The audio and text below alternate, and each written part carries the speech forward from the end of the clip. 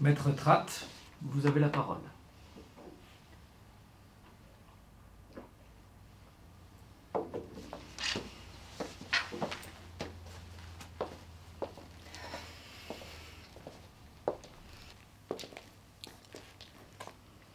Je vais vous conter une histoire. Fermez tous les yeux, le temps que je vous conte cette histoire. À présent, écoutez-moi. Mais surtout, écoutez-vous. Faites-le. Fermez les yeux, je vous prie.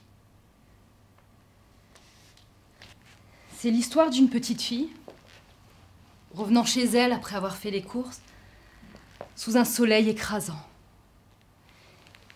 Essayez de visualiser cette petite fille. Et soudain, une camionnette arrive. Et 2 hommes l'attrapent au vol. Ils l'entraînent dans un champ près de la route. Et là, ils l'attachent. Ils mettent en pièces tous ses vêtements. Et maintenant, ils la montent. L'un après l'autre, tour à tour, ils la violent. Ils ravagent ainsi son innocence, sa pureté, de leur plaisir bestial, ivre et puant la bière et la sueur.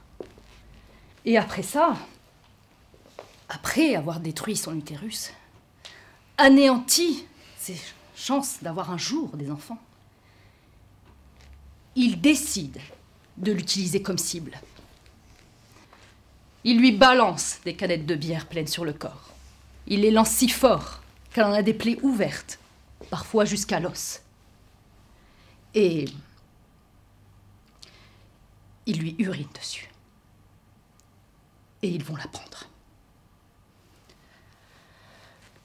Il trouve un arbre, attache la corde.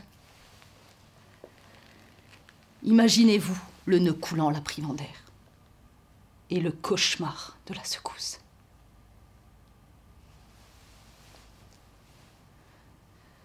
Seulement, la branche n'est pas assez solide, elle craque.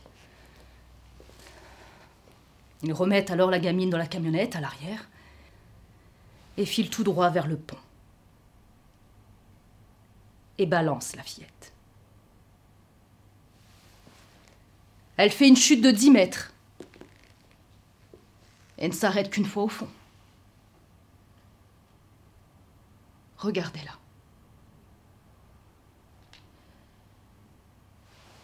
Le corps brisé, broyé,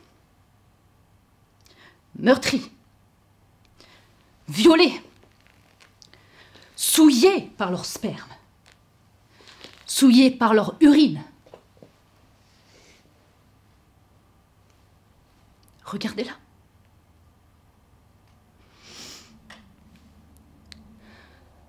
J'aimerais que vous puissiez voir cette petite fille noire.